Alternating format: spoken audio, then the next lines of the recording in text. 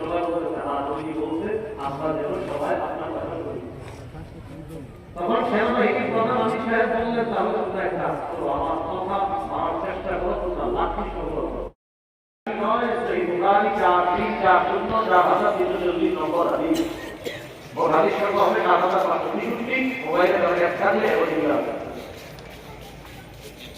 রাসূলুল্লাহ সাল্লাল্লাহু আলাইহি ওয়াসাল্লাম কি বললেন যে আমি সাহেব যা বলতে তা আমি সাহেব বললেন লাঠি সংগ্রহ করো, আগুন লাগাবো, আগুন জ্বালাইতে সম্ভব, আগুন জ্বালানোর পর এবার আমি সাহেব বললেন সবাই আগুনে জ্বালতে হবে। রেডি হয়ে গেছে আগুনে জ্বালাতে। যখন আগুনের শব্দ রেডি হচ্ছে তখন একজন আরেকজন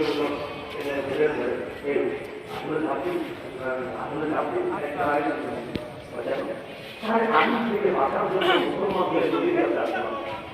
জাহান্নামের আগুন থেকে বাঁচার জন্য ইসলাম রহমাল্লাহ নবীর কাছে আসলাম। সে যদি আমাদেরকে বলতে আমি মানতে এর মানে যদি আমাদেরকে আগুনে ঝাঁপ দেওয়ার হুকুম মানতেও বলবে, এটা আমাদের বিশ্বাস হচ্ছে না, এটা একজন আরেকজনকে বলবে। তো এই বলাবলি করতে করতে করতে করতে আগুন লেগে গেছে। আগুনে ঝাঁপ দিব কি দিব না, দিব কি দিব না, এরকম করতে করতে আগুন লেগে গেছে। ইতিমধ্যে আমি সাহেবের রাগও ঠান্ডা হয়ে গেছে। আমি সাহেবের রাগও ঠান্ডা হয়ে গেছে। শুধু বছর চিন্তা করতে বছরের ঠান্ডা হয়ে গেল।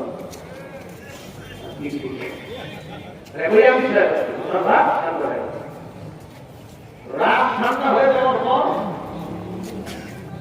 এই ঘটনা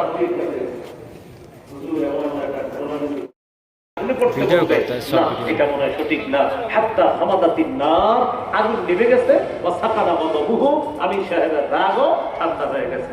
ফাবালাগাত নবিয়্যা সাল্লাল্লাহু আলাইহি ওয়াসাল্লাম, ঘটনাটি নবীর কাছে যাওয়ার পর নবী বললেন লাউ দাখালুহা মা খারাজু মিনহা ইলা ইয়াউমিল কিয়ামা, যদি তারা আগুনে ঝাঁপ দিত তাহলে কিয়ামত পর্যন্ত আর বের হতে পারত না। শোনো, ইন্নামাত তাআতু ফিল মা'রুফ, আরে আনুগত্য করবা শুধু ন্যায়সঙ্গত কথায় কাজে, নাফরমানির কথা বললে তার কথা শোনাও যাবে না, তার ইতাআত করা যাবে না।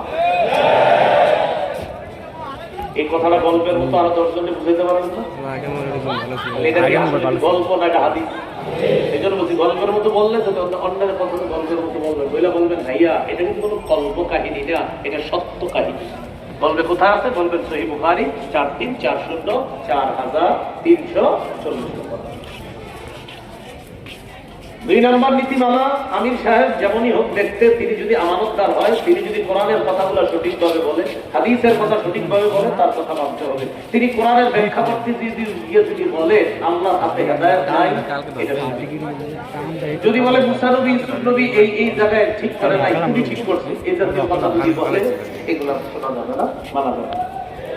সহিহ মুসলিমের বর্ণনা 1838 নম্বর হাদিস, মোট হাদিস সংখ্যা হবে 3033টা। মাদ্রাসার পাঠ্যপুস্তক অনুসারে রাসূলুল্লাহ সাল্লাল্লাহু আলাইহি সাল্লাম বলেন, ওয়ালাউ ইসতুমিলা আলাইকুম আবদুন আসওয়াদ, তোমাদেরকে যদি কোনো আমির, এমন আমির হয় যে দেখতে কালো হয়, ইয়াকুদুকুম বিকিতাবিল্লাহ, যে তোমাদের মাঝে আল্লাহর কিতাব আর রাসূলের সুন্নাহ অনুযায়ী বিচার করে ফয়সালা করে, ফাসমাউলা, তার কথা শোনো, ফাআতিউ, তার কথা তোমরা মেনে নাও। 3 নাম্বার নীতিমালা, অন্ধ অনুকরণ করা যাবে না। বলেন কি করা যাবে না? 7 নাম্বার করা, 4 নাম্বার পৃষ্ঠা, সূরা মাঈদা 104 নম্বর আয়াত।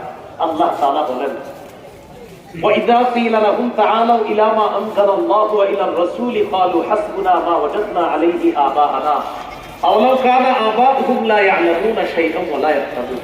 কিছু মানুষ আছে তাদেরকে যখন বলা হয় আল্লাহ কোরআনের দিকে আসো, রাসূলের সুন্নাহর দিকে আসো, তখন তারা বলে এগুলো আমাদের দরকার নাই, আমাদের জন্য এটাই যথেষ্ট, বাপ দাদাদেরকে যেটার উপর পাইছি এটাই আমরা করব, এটাই যথেষ্ট।